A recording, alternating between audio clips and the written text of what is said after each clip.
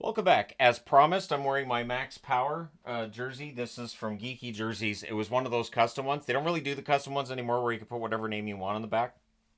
And I was like, Max Power, because it's my favorite Homer Simpson joke. And since we're going to talk about Max Chambers at some point in this video, and I'm going to include in the description below this video an article I found on this entire, I want to say debacle, but it feels like there's nothing here, and yet there's definitely something to talk about here.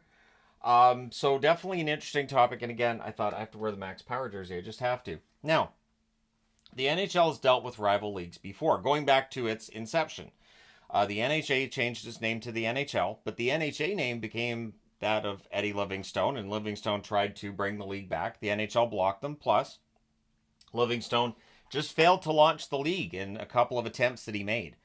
But eventually, Livingstone would give up after various lawsuits, and the NHL would sue him, and it's just a disaster. The PCHA was a rival to the National Hockey League. They were in business from 1911 until 1924. The WHA was founded in 1971. They lasted until 1979. And the WHA was well known for signing guys to huge money contracts that NHL teams could afford but didn't want to have to pay. And the IHL. The IHL never really fully committed to being an alternative to the National Hockey League, but they tried. They tried to get sort of the bigger names, and Gordie Howe played a game there, for instance, in the 90s, so that he had played in, I think it was 6 different decades. And they tried. The Detroit Vipers were pretty good. There were some pretty nice jerseys in that league. The IHL tried, but eventually the costs and everything added up. The league would go out of business. It didn't help that they expanded into NHL markets, which essentially ticked off the National Hockey League.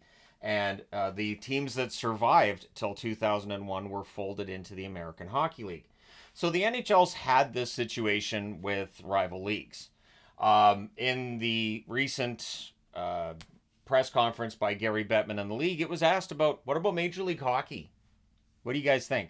I don't know who asked that question, but whoever asked that question did not do the full research around Major League Hockey.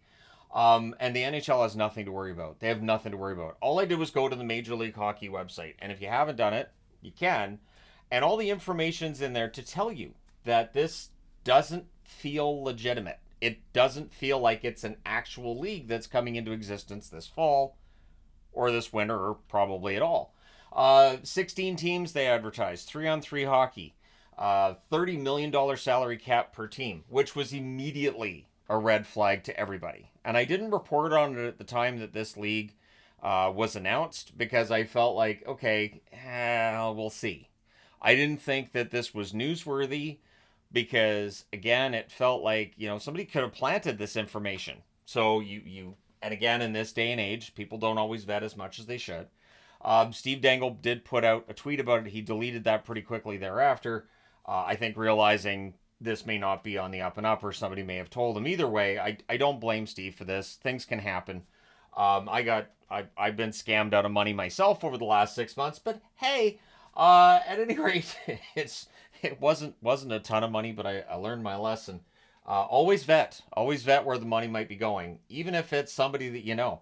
But anyways, so the $100,000 victory bonus for each winning team, that's interesting. So because of the way that the schedule is set up, a team could build up millions of dollars in bonus money just for winning games on top of the $30 million cap. Like, you're getting into serious money here. And yet, where? From who? And why? So immediately people start speculating, because you have Live Golf, right? Which now, the PGA, and it's all Saudi money. WWE has taken a lot of money from Saudi Arabia, which if a corporation wants to do that, they can. But that was the expectation for people, was if there's this amount of money behind this league, it kind of has to come from the Saudis, right? And there's no evidence to this date. It's been a month now since the announcement came out that was weird and all, about this league. And apparently there had been rumors circulating for about a month before the announcement was made. But there is no evidence to suggest that there's, money involved or any kind of dark web stuff here. It's what it is. When you go through the website has so many red flags. It should just have, like Alex Myers has the little red flag thing that goes across the bottom of his videos. It should go across the bottom of your screen every time you scroll down. There's generic maps of states: New York, California, the state of BC, because there's provinces as well. So British Columbia, my wonderful province, Saskatchewan, Quebec, Minnesota, Arizona, Missouri, Nebraska. Sure, why not Nebraska? New England, which is not a state. So I mean, like, I understand there are states that are part of New England, but weren't there a lot of states that were part of New England at one point? I know they're not all considered New England now, but still. Oklahoma, Ontario, Texas, and Florida. Now, the first thing that comes to mind is that's a really, varied locations and everything. Yeah. Travel costs would be an absolute nightmare. Absolute, complete, and total nightmare. You are looking at almost every corner of North America here, and having to have all the costs covered for your travel and everything. It's a lot of money. And regardless of how many games are in a season or how short those games might be, it's a lot of money for travel. It's a lot of money for equipment. It's a lot of money for staff to track everything. Now, the plan was to have, I hate to keep talking about it in past tense, but here we are. Two 2040, it breaks my brain just reading this. Two 24-minute games per night. Games. With a short intermission between games. And what I'd heard too was that it was supposed to be two 12-minute periods, but it's two 24-minute games per night. So I'm guessing it's double headers. And then it says fan-friendly admission. Well, how can you have a $30 million salary cap per team, a $100,000 victory bonus for each winning team in every single game, and then sell tickets for $10 each? The math doesn't add up. And it said only playing on Friday and Saturday nights. Where? And how do you set that up? Because the NHL would love to have it where they could have every Saturday night in arenas. And the reality is, because of the way arenas are booked and, concerts and everything else that can go on in an arena, it's not that easy. That's why the scheduling looks so weird with the NHL at times. Why can't they play on this date? They just couldn't. There wasn't any building availability. So they have 16 teams, which are in locations that are really generic. They have two 24-minute games per night. Think about that. That's 48 minutes of hockey of 3-on-3. It's a lot of time. Like, it's one thing if it's 5-on-5, but 3-on-3, that's tough. That's a lot of skating. That's tough. And even though these players get paid ridiculous amounts of money for the work they're doing, that's a tough schedule. But 2 games in a night. And then it's a 14-player roster, 12 skaters, and 2 goalies. And the wording of this was weird, and I made sure to write down what it said on the website. Free agents from North America, Europe, or Russia can sign as one of 3 marquee players per team. Okay? Marquee player meaning Connor McDavid? And I say this not trying to be facetious, but marquee players, if you're saying they're all going to be pro hockey players, what designates somebody as marquee? It doesn't say how much a marquee player can make. And it also said women are eligible. Sure, yeah, women want to play in our league, they can. Oh, okay. I'm not saying there's anything wrong with that. I think if there was a female hockey player good enough to play in the National Hockey League, they could. Manon Realm played in a preseason game, and whether you saw that as being a publicity stunt or whatever you saw it as at the time, she didn't look out of place out there. And so, fine. This is the one that kind of made me laugh. I'm going to admit, I kind of had a chuckle about this because I don't know how this is possible. The 2024 player draft already completed will be released shortly. Do players know they got drafted? Do you tell them? Do you just release the name? Are they the same players that are eligible for the NHL draft? Because they're going to have some words. If Macklin Celebrini is drafted by a generic New York team to play in billion-dollar corporation, we promise it really exists, I think he's going to play in San Jose. I'm just going out on a limb here. I think he's going to say, you know what? I think I'll play with the Sharks. Rather than whoever. You're going to show up. It's going to be like the movie Blackberry, where you just show up and it's a bunch of college kids sitting around playing Warhammer. But yeah, so it's so bizarre. And then they said they have retained pro-level coaches in many markets. Okay, which markets and which coaches? Like, if they're pro-level coach, if you want your league to be taken seriously, who are the coaches? And the article that I'm going to link in the description asks this question. Okay, which markets and which coaches? And even just asked, name a market.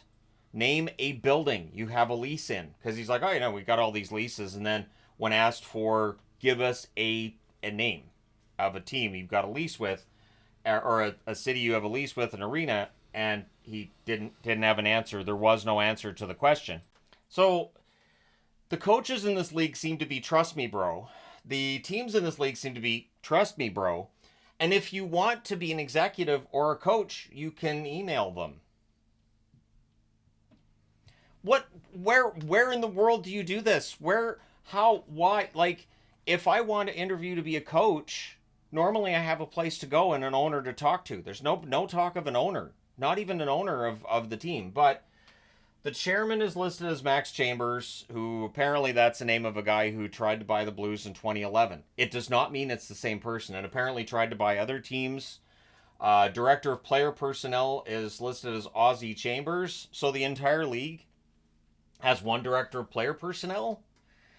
Again, there are so many red flags. I just I wait. I've had these sitting on this desk forever. I'm gonna go ahead and I'm gonna show a red card right here. This is a red card that designates that this isn't a thing. This is not a thing. This is not a thing. Its headquarters are listed as Victoria, BC. Why? Victoria, BC is a beautiful city. It is a wonderful city. It's got a very nice old world feel to parts of it and all that. But it's an odd place to have a headquarters for a league where it's all over North America. You're going to have your headquarters out in Victoria. And again, where's the building located? It's just Victoria. So just wander around Victoria, just go door to door. Have you seen the headquarters for Major League Hockey? Have you seen the headquarters for Major League Hockey? Have you and I mean, sure, I could, we could fire up the van, go over to Victoria and go door to door looking for Major League Hockey, but I don't think I need to. The league also claimed they had $10 billion in the bank to guarantee the first 5 years. It's a red flag, red card, red flag, and all that. I jumped straight past the yellow card and went right to the red card. $10 billion, and this is where people were like, it's got to be money from somewhere that we perceive to be shady, right? But there's been no proof of any money being associated with this at all, none. So 10 billion in the bank to guarantee the first 5 years. I'm gonna say nope. Uh, and another thing too with the article I was reading that again be linked in the description. No trademark filing has been made for Major League Hockey. There's no such thing as a corporation that doesn't file a trademark or anything like this. So I don't think the NHL has anything to worry about. I think what happens is people are so desperate for some alternative to the National Hockey League, people who don't like Bettman or they don't like certain things about the NHL or, the perception that they think that the results are predetermined and all this. And so I think it's easier for something like this to come up and people go, hey, this is going to be great. But it doesn't make sense. None of it makes any sense at all. And it just, everything that I've read, to me, it sounds like somebody came up with a joke and was like, how far can we push this? And here we are. So I didn't do a video about it a month ago. I felt that a lot of people piled on Steve for tweeting out about it and all that. But I honestly, I will commend him that he removed it pretty quickly thereafter. And it's pretty obvious that some people in the hockey world were kind of snookered is the terminology for it, right? Which, of course, if you're European or if you watch snooker, you'll understand. If you don't, it just went right over your head. But being snooker, just kind of behind the eight ball, that kind of thing. I don't know. It is such a weird story. It is so odd, but it doesn't add up. That we've done the draft. We've got coaches. We've got markets. We've got a lease with all these buildings. And again, the article I was reading, the reporter had called around to every arena with, I think it was 6,000 or more that you could have in it, to see if any of them had a lease with Major League Hockey, because they're claiming they have a team in Minneapolis. No, none of them. None of those arenas had ever heard of Major League Hockey. None of them had been contacted by Major League Hockey. So the other option with this is that it's some sort of a scam, but I can't even figure out what that is. Again, coaches and people who have emailed looking for, potential job opportunities or just to be nosy have been assured the 10 billion is there. But again, there's no actual proof of anything. It's weird. It's weird. I've seen people compare it to Paul Spano. Now, Paul Spano was just a guy who wanted to own an NHL team that didn't have any money. He never tried to start a rival league. He didn't make multiple attempts to own a team. He just, can I have the Islanders? And the NHL went, sure. And then later on it was, you have money, right? And Spano's like, funny story that. Anyways, but I've done a video on Spano before on the channel. Who knows, when I'm going through the history videos this summer, maybe we'll take another look at John Spano. But I don't think we have to worry about Major League Hockey. I don't think the NHL has anything to worry about. I don't think I have to worry that I'm going to have another league I have to cover and it's going to be 3-on-3 hockey. I don't see it happening. We already have the 3-on-3 Summer Showdown, and there's already plenty of hockey to watch all around the world. And so I don't think that we're ever going to see a rival league actually challenge the National Hockey League. I don't see how it works. The NHL's cornered the market. They've got all the arenas and all the big markets. Where are you going to put teams, and how in the world are you going to actually make a dent in the NHL's space when it comes to hockey? So anyways, there you go. Let me know your thoughts in the comment section below as always. Don't forget to hit like and subscribe if you haven't done so already. And again, I'm not trying to dunk on anybody or anything with this video. And I did wait about a month before making this video because I wanted to see, so a month from now, is anything going to happen? Will they have announced anything? No. So yeah, thank you guys so much for all your support. And I will talk to you again soon.